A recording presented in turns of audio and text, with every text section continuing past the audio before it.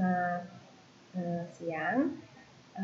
Kembali lagi dengan Dr. Ratna dalam praktikum interpretasi analisis gas darah dan elektrolit di blok internal medicine. Baik, pada praktikum ini kita mencoba untuk merecall kembali tentang analisis gas darah yang pada blok sebelumnya sudah kita dapatkan ya. Kita recall lagi untuk pengendalian keseimbangan asam basa itu dikendalikan oleh beberapa hal, misalnya salah satunya adalah oleh penyangga atau buffer yang sifatnya bisa mengendalikan keseimbangan asam basa dengan segera. Selain itu ada proses pernafasan atau respirasi dan ginjal yang memang perlu beberapa waktu yang berbeda-beda untuk melakukan proses homeostasis menuju keseimbangan asam basa. Nah, rentang normal pH darah sendiri itu untuk ini idealnya pH darah itu diukur dari sampel darah arteri ya, bukan darah vena. Ya. Jadi rentang normal pH darah arteri itu sekitar 7,35 sampai 7,45. Dan karena pH darah vena itu cenderung akan lebih asam dibandingkan darah arteri karena lebih banyak mengandung karbon dioksida dibandingkan darah arteri ya. Terbukti dengan rentang normal apabila menggunakan sampel darah vena itu akan lebih asam, yaitu 7,32 sampai 7,38 ya, itu pH-nya. Untuk penyangga itu ada beberapa, yaitu ada penyangga bikarbonat, fosfat, protein, dan hemoglobin. Untuk pernafasan itu juga turut membantu keseimbangan asam basa karena pada pernafasan itu terjadi pertukaran karbon dioksida dan oksigen, di mana normal respiratory rate itu sekitar 14 sampai 18 kali per menit. Nah, apabila seseorang itu ada dalam keadaan tekanan karbon dioksida yang tinggi seperti ini dan tekanan oksigen yang rendah sehingga mengakibatkan pH darah yang menurun atau rendah, itu akan menginduksi kemoreseptor pusat dan perifer yang kemudian menginduksi medula oblongata sebagai pusat pernafasan untuk melakukan hiperventilasi ya, sehingga itu bisa menurunkan kadar karbon dioksida dan meningkatkan pH darah. Nah, sementara apabila tekanan karbon dioksida menurun dan tekanan O2 yang meningkat sehingga pH darah meningkat, itu akan menginduksi kemoreseptor pusat dan perifer untuk melakukan hipoventilasi. Ya. Kemudian ginjal juga melakukan sistem buffer. Nah, ini adalah formula Henderson-Hasselbalch.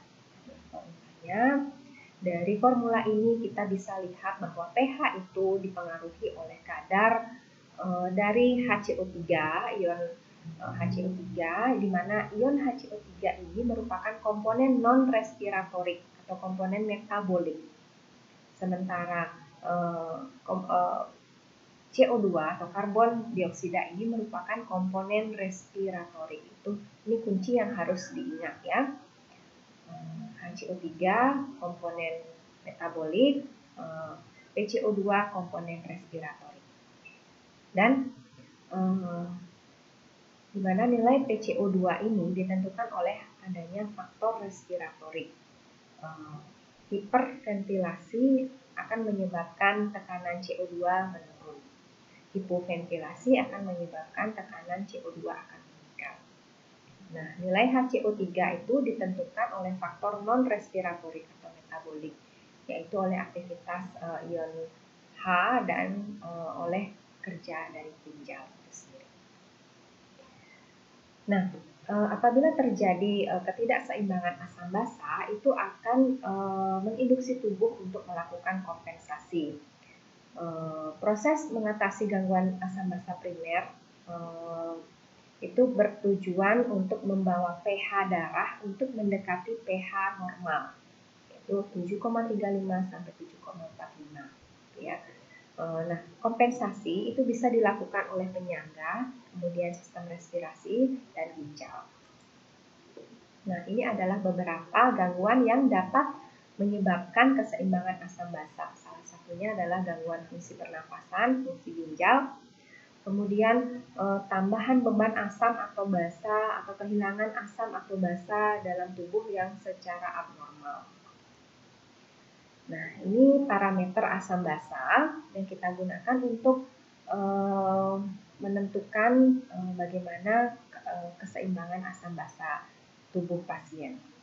Nah, ada komponen pH, ini mengindikasikan status asam atau basa pasien.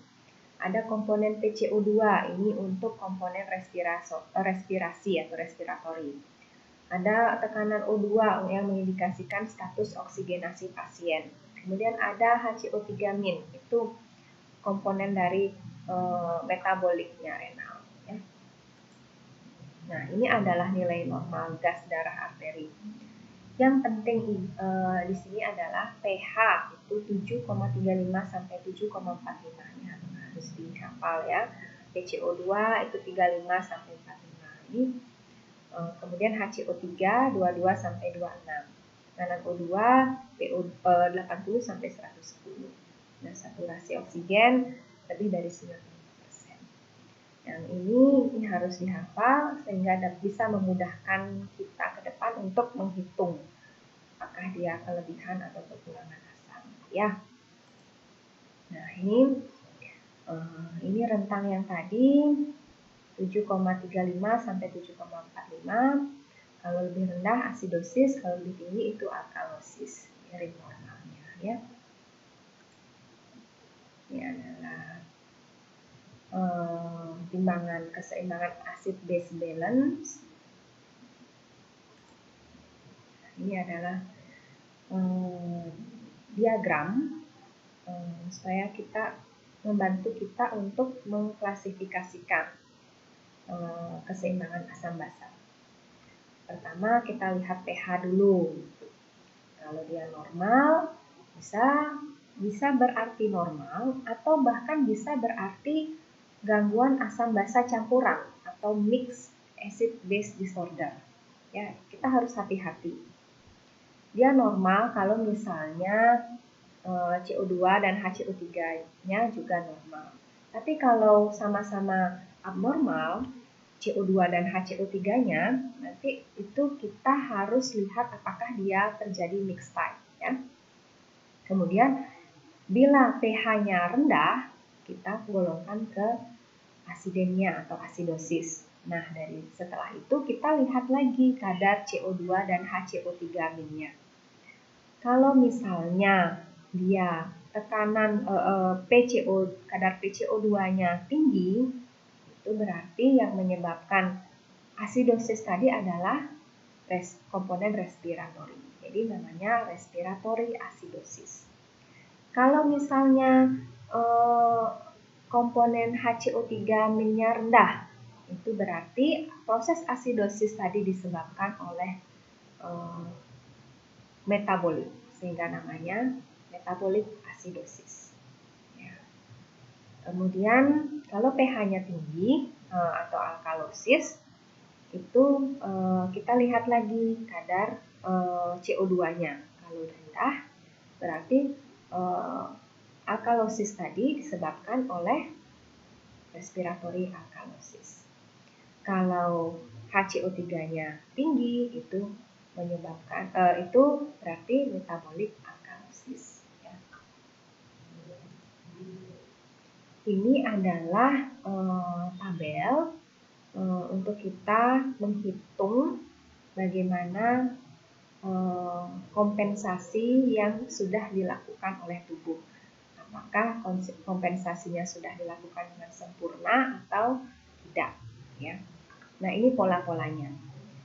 Pada saat keadaan asidosis metabolik, itu pH-nya tentunya turun, ya. Karena dia komponen metabolik, asidosis metabolik, berarti perubahan primernya itu terjadi pada penurunan HCO3. Nah, karena ini adalah unsur HCO3 ini adalah unsur metabolik. Kalau dia berkurang, berarti dia menyebabkan keadaan asidosis. Jelas ya? Nah, keadaan asidosis metabolik ini akan menginduksi kompensasi tubuh. Sehingga kompensasinya berupa penurunan CO2. Ya. Ingat persamaan Henderson-Hasselbalch tadi, supaya dia, kalau misalnya HCO3-nya turun, berarti CO2-nya juga harus turun sebagai proses kompensasi. Proses kompensasi itu harus searah dengan perubahan primer. Kita lihat selanjutnya. Ini kalau HCO3-nya naik, ini kompensasinya mesti naik, ya. Harus searah dengan perubahan primernya. Gitu. Nah, ini adalah rumus untuk menghitung nilai kompensasi normal yang diharapkan. Nah, berapa sih sebenarnya ini kompensasinya, apakah sudah normal atau belum? Itu bisa kita hitung sebenarnya dengan rumus ini. Kalau penurunan misalnya pada kasus asidosis metabolik, ya, kalau seandainya penurunan CO2-nya sudah kurang lebih mendekati hasil perhitungan rumus ini, itu berarti kompensasinya sudah sempurna. Tapi apabila proses kompensasi yang dilakukan oleh CO2 atau penurunan CO2-nya tidak sesuai dengan nilai dari rumus ini, itu berarti itu kompensasinya belum sempurna atau kompensasi parsial masih, ya. Ini adalah tanda-tanda dari gangguan asam basa campuran. Misalnya yang pertama, apabila tidak terjadi respon kompensasi, atau bila ada respon kompensasi, maka kompensasinya itu tidak adekuat atau berlebihan. pH dalam rentang normal, tapi PCO2 dan HCO3 abnormal, seperti yang saya katakan tadi, ya. Nah, dan respon kompensasi yang terjadi membawa pH ke rentang normal pada gangguan sederhana. Respon kompensasi tidak pernah mencapai pH normal.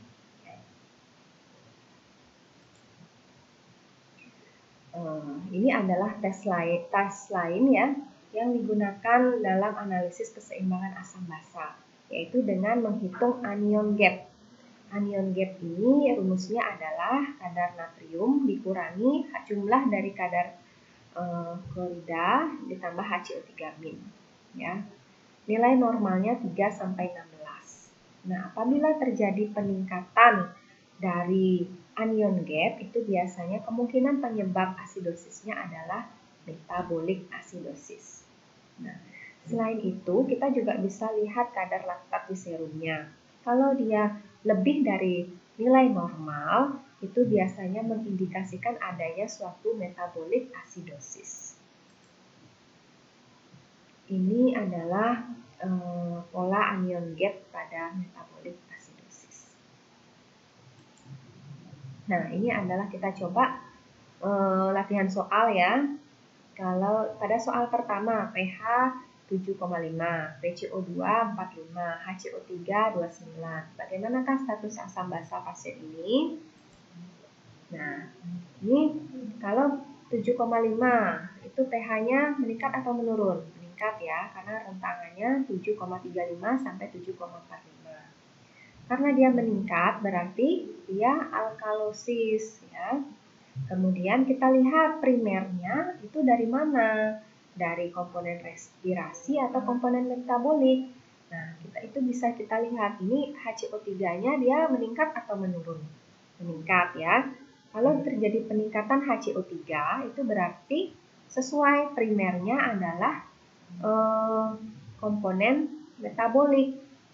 Nah, sekarang dia terkompensasi atau tidak? Nah, kompensasinya bisa dilihat dari kadar CO2. Kadar CO2-nya ini tidak meningkat, berarti dia tanpa kompensasi ya. Jadi kesimpulannya ini adalah kasus alkalosis metabolik tanpa kompensasi. Nih, soal berikutnya adalah pasien laki-laki dengan trauma cerebri dibawa ke IRD dalam keadaan tidak sadar. Ini adalah nilainya. Kemudian bagaimanakah status asam basanya? Nah, di sini kita bisa lihat pH-nya ini menurun ya, ini asidosis. Ya. Sekarang kita lihat primernya apa? Asidosis biasanya bisa disebabkan oleh peningkatan CO2 atau penurunan HCO3. Ya. Peningkatan CO2 atau penurunan HCO3 kan. Tapi di sini yang sesuai adalah peningkatan CO2 ternyata. Kalau terjadi peningkatan CO2 berarti dia primernya otomatis komponen respiratorik. Berarti lalu komponen HCO3-nya ini merupakan hasil dari kompensasi. Jadi dia adalah kompensasinya berupa kompensasi metabolik. Kompensasinya terlihat dengan searah dengan penyebab primernya. Penyebab primernya naik, kompensasinya juga harus naik. Jadi ini adalah asidosis respiratorik dengan kompensasi ya. Untuk soal ketiga, pasien wanita usia 20 tahun dibawa ke IRD dalam keadaan tidak sadar. Keluarga pasien mengatakan bahwa pasien ditemukan tidak sadar di kamarnya dan ditemukan jenis obat secobarbital. Nah, ini adalah hasil RGD-nya. Kira-kira dia mengalami apa? Gangguan asam basanya. Ya, kita hitung coba. Nah, ini dilihat dari pH-nya, pasien ini mengalami asidosis. Sekarang kita lihat primernya yang mana. Keadaan asidosis itu berarti bisa disebabkan oleh peningkatan komponen CO2 atau penurunan kadar HCO3, ya kan? Nah, ternyata ini keduanya sesuai. Peningkatan CO2, penurunan HCO3. Oh, berarti ini sama-sama primer, dan dia bukan kompensasi. Ingat, ketentuan kompensasi itu adalah searah dari primer. Ini ke atas, ini ke bawah. Ini berarti bukan kompensasi. Ini adalah primernya. Nah, sekarang berarti ada dua penyebab primer. Berarti ini karena ada dari komponen respiratorik dan ada komponen metabolik. Nah, berarti ini adalah gangguan asam basa campuran antara asidosis respiratorik dan asidosis metabolik. Jelas ya? Ini adalah contoh soal keempat. Ini hasil AGD-nya dilengkapi dengan hasil elektrolit. Nah, ini kita biasanya disuruh menghitung anion gap. Nah, ini adalah terjadi pada pasien laki-laki usia 20 tahun dirawat di ICU dengan diagnosis DM. Ketika ada diagnosis DM ini kita harus curiga apakah dia terjadi asidosis metabolik atau tidak. Ya. Nah, ini dari pH ya, asidosis. Yang menyebabkan asidosis adalah bisa peningkatan CO2 atau penurunan HCO3. Yang mana yang sesuai? Seperti yang ini ya. Ini penurunan HCO3. Jadi ini adalah primernya. Jadi dia asidosis metabolik dengan kompensasi respiratorik. Ya. Ini adalah penghitungan anion gap-nya. Nah, anion gap-nya ini meningkat. Nah, jadi sesuai ya. Peningkatan anion gap bisa mengindikasikan adanya asidosis metabolik dan kompensasi. Ini biasanya terjadi pada kasus-kasus diabetes mellitus ya. Nah, ini adalah keadaan klinis dengan gangguan asam basa.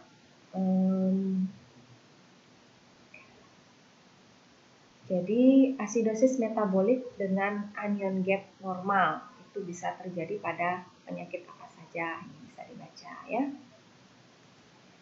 Nah, asidosis metabolik dengan anion gap tinggi ini adalah contoh-contohnya. Ini bisa salah satunya yang sering dijumpai adalah diabetes ketoasidosis ya. Nah, alkalosis metabolik bisa terjadi pada keadaan apa saja. Asidosis respiratorik bisa terjadi pada keadaan apa saja. Utamanya biasanya karena adanya obstruksi jalan nafas ya, atau depresi pusat nafas karena obat-obatan, anestesi, tumor, trauma cerebri, atau penyakit Guillain-Barré syndrome ya, yang menyebabkan adanya obstruksi jalan nafas. Kemudian alkalosis respiratorik biasanya sekunder karena hipoksia ya pada orang-orang yang tinggal di daerah ketinggian atau orang-orang yang menerima anemia berat atau penyakit pulmoner bisa ya. Nah, ini adalah spike yang khusus digunakan untuk mengambil sampel darah AGD ya. Jadi spike-nya spike khusus ya. Jadi tidak sama seperti spike yang kita gunakan untuk mengambil sampel darah vena. Karena spike ini sifatnya vakum ya. Dia akan setelah diambil sampelnya, dia harus ditutup, segera ditutup dengan sumbat karet kah atau dengan tutup dari pabrikannya yang sudah dimodifikasi untuk mengurangi kontaminasi udara dari luar. Nah, karena ada komponen CO2 dan oksigen ya yang harus kita hitung dengan menggunakan alat. Okay. Nah, selanjutnya bagian yang kedua adalah tentang interpretasi dari elektrolit.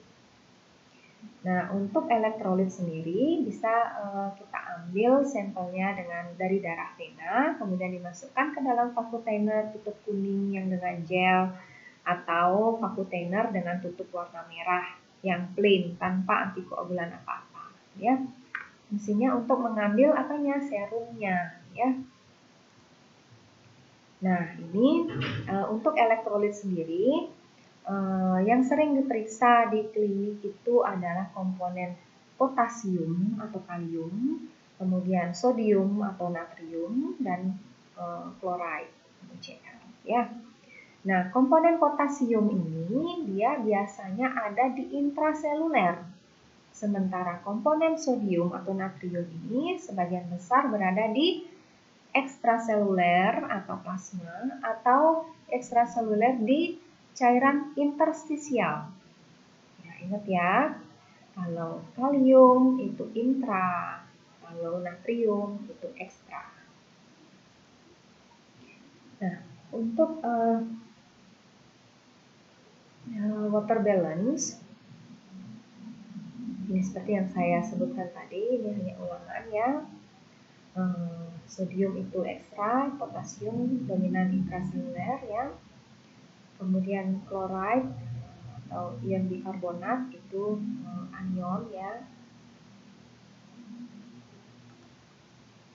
Nah, untuk mekanisme transport dari elektrolit itu tergantung dari permeabilitas membran sel, kemampuan difusi, kekuatan listrik membran sel, perubahan tegangan potensial, dan transport aktif dari pompa natrium kalium.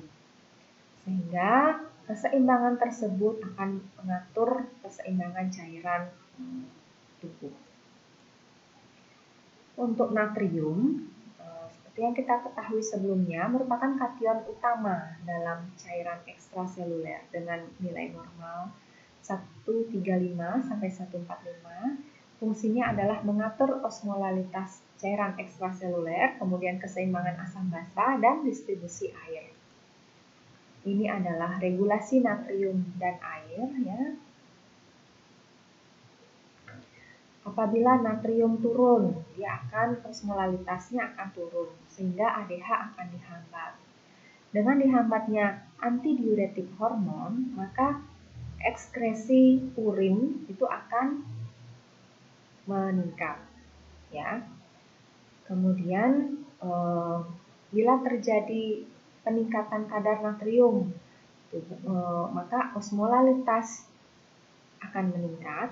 Kemudian antidiuretik hormon akan dipacu, itu akan menyebabkan penurunan ekskresi urin. Ini adalah mekanisme tubuh untuk menjaga normalnya osmolalitas darah. Nah, ini mulai ke gangguannya. Hiponatremi. Nah, itu kalau kadar natriumnya kurang dari 135. Hiponatremi sendiri dibagi menjadi 3 kondisi. Hiponatremi hipovolemik, hiponatremi isovolemik. Hiponatremi hipovolemik itu biasanya kehilangan natrium itu diikuti oleh penurunan jumlah cairan tubuh. Misalnya pada keadaan non-renal seperti vomitus, diare, fistula gaster, hiperhidrosis, luka bakar, gitu ya. Kalau dia karena faktor renal itu biasanya karena keadaan nefritis dan obat diuretik. Sementara hiponatremi isovolemik itu jadi meskipun tubuh kehilangan natrium, tapi jumlah cairan tubuhnya masih normal. Itu biasanya pada gangguan sindrom inappropriate diuretic hormone atau pada kanker kelainan nervous system, central nervous system, kemudian pada penyakit infeksi pulmoner.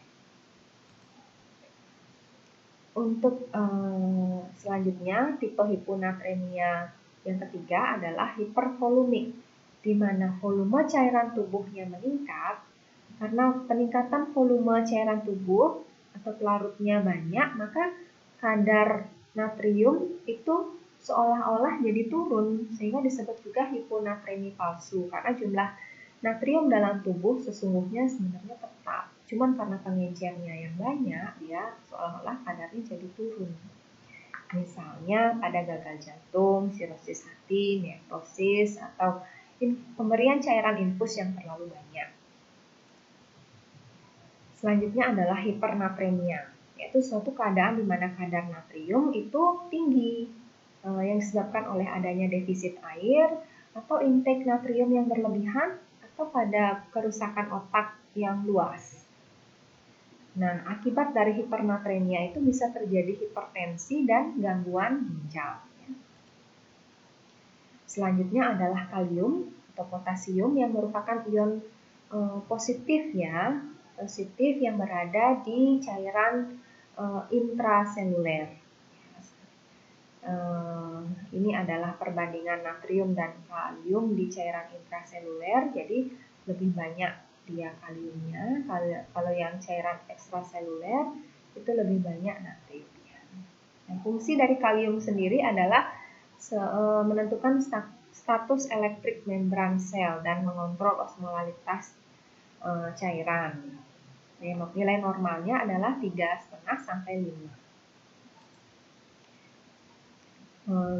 Gangguan yang dapat terjadi bisa hipo atau bisa juga hiperkalemia, ya. Kalau hipokalemia berarti dia lebih rendah dari normal.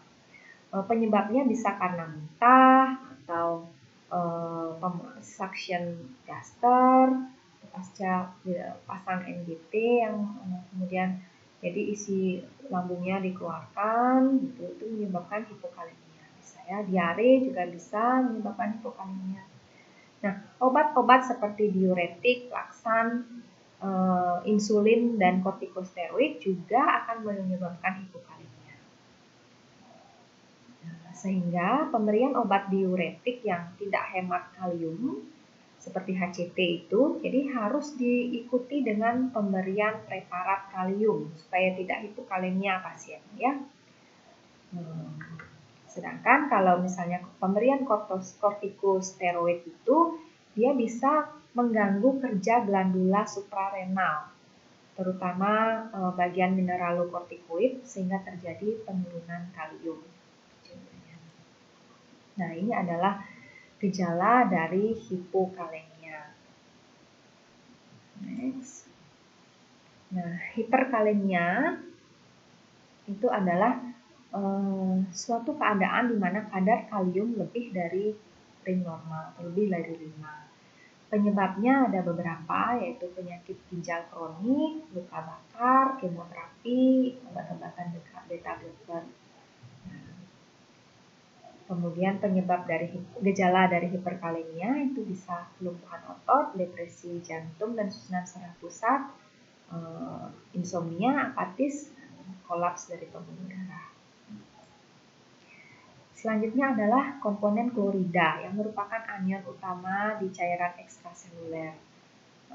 Konsentrasi klorida tertinggi itu terdapat di cairan cerebrospinal, lambung dan pankreas. Fungsinya adalah untuk mengatur osmolalitas cairan ekstraseluler dan menjaga pH tubuh dengan ring normal 95 sampai 108. Gangguannya bisa berupa hipokloremia yaitu kurang dari 96 yang disebabkan oleh adanya gangguan GI tract atau suction gaster atau gangguan ginjal. Hipokloremia ini bisa juga menyebabkan kejang. Untuk hiperkloremia itu apabila kadar kloridanya lebih dari normal. Biasanya hiperkloremia ini terjadi bersamaan dengan hipernatremia, di mana keadaan hiperkloremia ini dapat menyebabkan terjadinya gangguan pada ginjal. Nah, sekian pengantar praktikum blok interna yang keempat. Terima kasih.